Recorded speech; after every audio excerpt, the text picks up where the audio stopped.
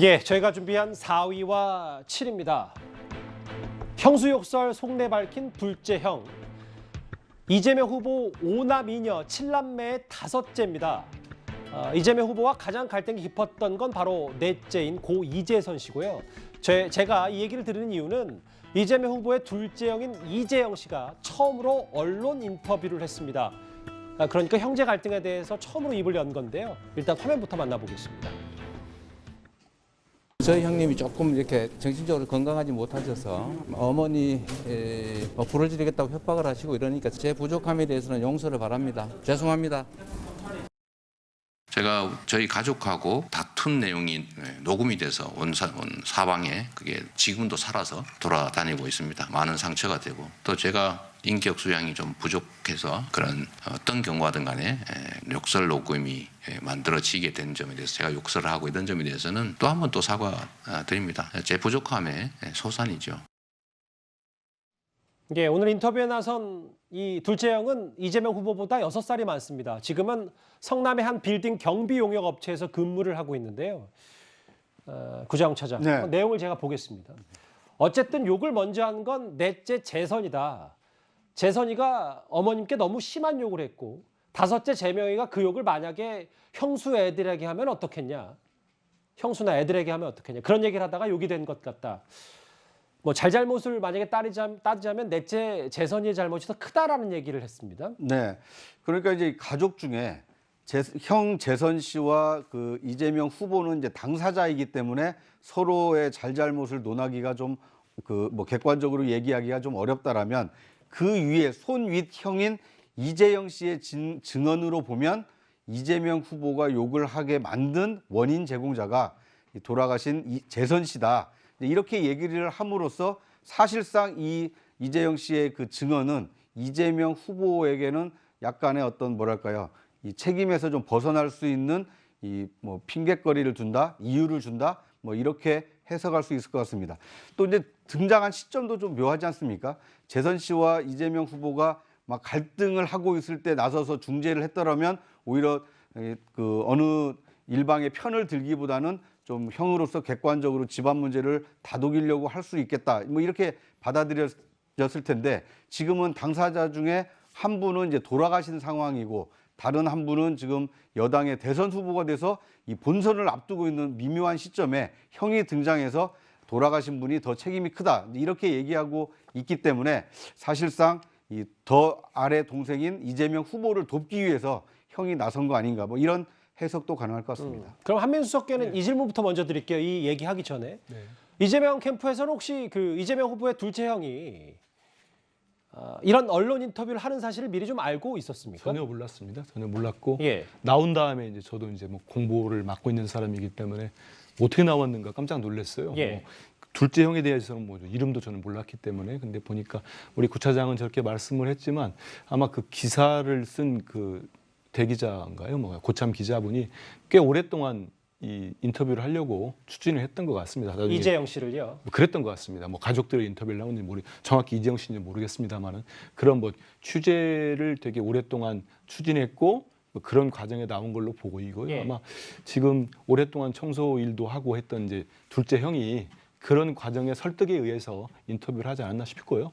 저는 그렇게 봅니다. 이제 재영 씨는 사실은 큰형 역할을 했더라고요. 저도 기사를 보고 알았는데 이제 뭐 사실상 큰형 역할을 예, 지금 이재명- 인터뷰하신 분이 했다고 하더라고요. 예, 저도 기사에서 봤습니다. 뭐 원래 큰형은 뭐 고향에 남고 해서 아마 이 과정들을 어찌 보면은 재영 씨가 가장 정확하게 보지 않았을까 싶습니다. 왜 이 이른바 그 형수욕설 논란이 생길 수밖에 없었는가 보면은 뭐 저도 몰랐던 팩트들이 좀 있더라고요. 뭐 재선 씨가 성남시장 출마를 하려다 했던 얘기도 있고 그동안 안 알려진 것 같아요. 그런 예. 것도 있는 거 보면은 실제로 이 후보가 그동안 여러 차례 어찌됐든 나의 불찰에다가 사과를 하면서 다만 이 과정이 있었다는 설명을 많이 하지 않았습니까?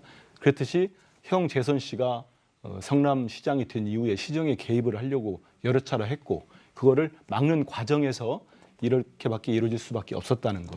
그리고 또 재영 씨 같은 경우는 이 녹음 파일이 지금 세상 밖에 돌아다닌다는 게 어찌 보면은 형 입장에서는 두 동생이 똑같은 아끼는 동생들 아니겠습니까? 뭐 집안의 치부 같은 게 드러난 셈이니까 그 뭐 발동 과정이 그냥 있겠죠. 여과 없이 드러나고 예. 그런 게 안타까움을 기사에서 많이 표현을 했더라고요. 그리고 특히 이제 이거를 좀 정치적으로 좀 이용하려고 하는 분들에게 말씀을 했는데 그거는 어찌 보면은 재영 씨 입장에서 참 충분한 고통이 좀 느껴집니다. 저는 기사를 보면서 그 안타까움도 느껴지고 이런 부분들이 많은 분들에게 좀 전달이 좀 됐으면 좋겠습니다. 그러니까 이재명 후보 본인도 이 형의 인터뷰가 나온 사실을 몰랐군요. 예. 뭐 저희들이 알기는 그렇습니다. 예.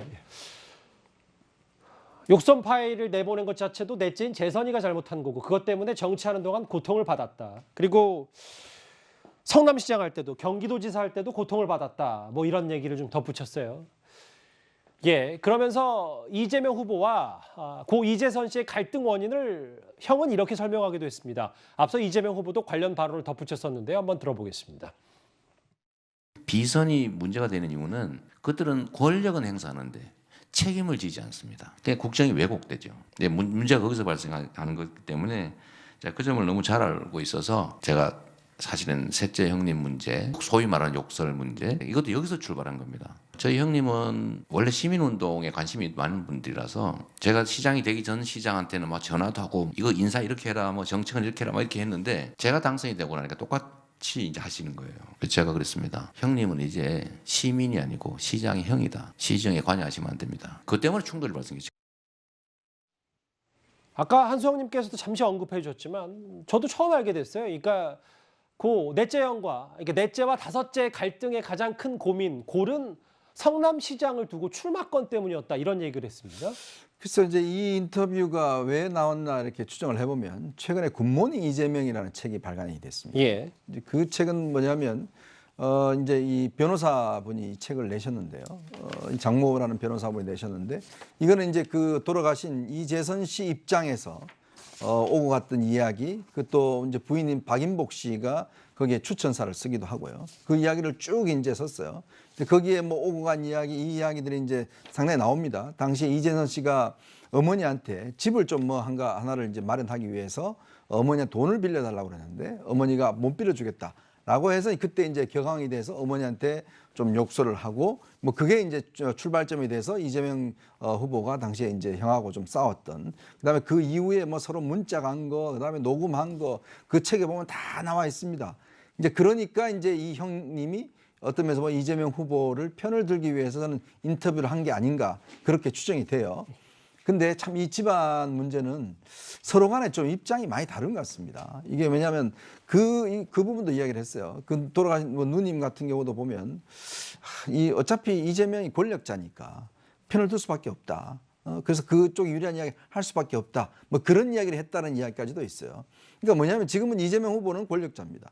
왜냐하면 후보기 때문에. 근데 그런 면에서 왜 이 시점에 했을까? 그 형님이 안 하다가 왜 이 시점에 했을까? 제 추정은 결국은 굿모닝 이재명이라는 책이 나오면서 그게 이제 이재명 후보를 상당히 공격하는 내용들이 있으니까 그걸 어떤 면에서 보면 형 입장에서 이걸 해명하기 위한 또 어떤 반대의 어떤 주장을 하기 위해서 이 시점에 저는 인터뷰를 한 게 아닌가. 양쪽 주장이 또 서로 엇갈린 부분이 있어요. 그 책에도 보면 이런 주장이 엇갈린 부분이 있기 굿모닝 때문에. 이재명이 아니라 굿바이 이재명 말씀하시는 굿바이 거죠? 예. 죄송합니다. 예, 깜짝 놀랐습니다. 책 제목을 잘못 알았어요. 하여튼 그 책에 어떤 대응하기 위한 저는 인터뷰를 이렇게 해석하고 있습니다. 이해가 됐어요. 뭐 각자 다른 논평을 해주셨는데 일단 알겠습니다.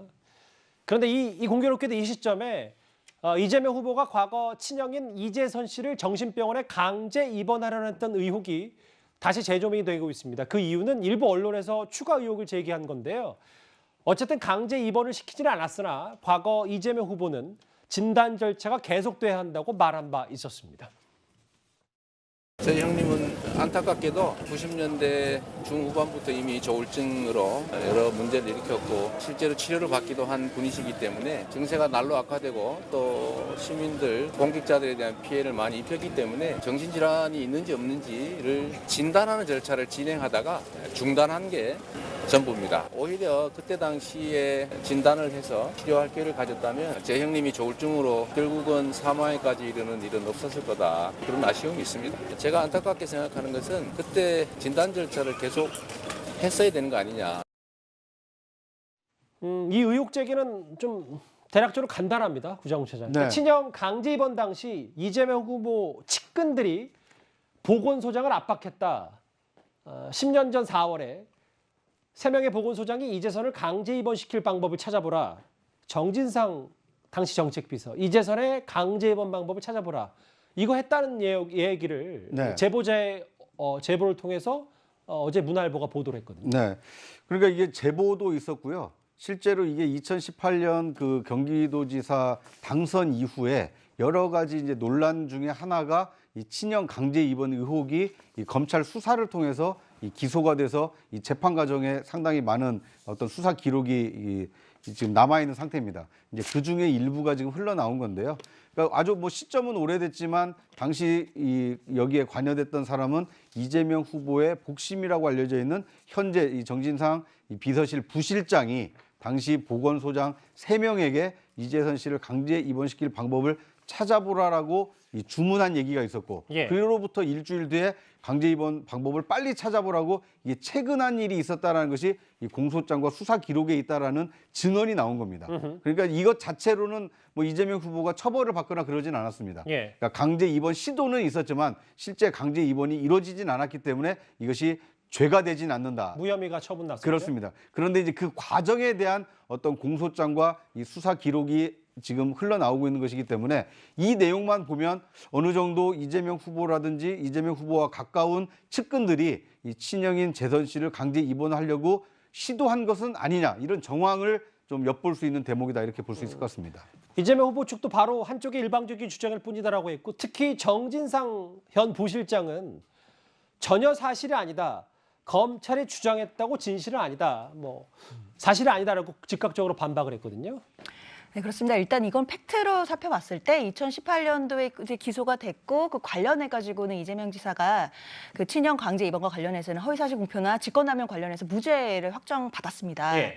그리고 그 관련된 공소장과 수사 기록에서 지금 저 내용들이 나오는 건데, 아하. 사실 제가 이제 법조인으로서 굉장히 우려스러운 부분은 이런 식으로 평가를 한다면 지금 정치인들뿐만 아니라 뭐 유력한 모든 분들이 무죄 판결 받으신 분들 그 당시에 공소장 수사 기록 다시 다 봐서 또 다른 논란이 있나, 또 다른 의혹이 있나, 이렇게 또 볼 수 있다는 얘기가 되거든요. 이미 결론이 난 사실인데. 그럼요. 이건 전혀 적절한 얘기가 아닙니다. 왜냐하면 우리가 공소장과 수사 기록은 말 그대로 검찰이 수사를 하고 공소를 제기하기 위해서 만드는 기록들이고, 예. 그게 공소가 제기돼서 공판 절차에서는 증거 능력이 있는 것들만 추려져서 재판 기록이 돼서 재판을 하는 재판장들은 그 재판 기록만 보고 판단하게 되어 있습니다. 그렇다면 공소장과 수사 기록은 말 그대로 검찰의 주장이나 한쪽의 일방적인 주장일 수만 있는 것이기 때문에 그것만 가지고 저런 의혹을 제기한다는 것은 지금 사실 캐캐묵은 의혹을 가지고 좀 어떤 공격을 위한 정치 공세로밖에 볼 수는 없습니다. 예, 알겠습니다.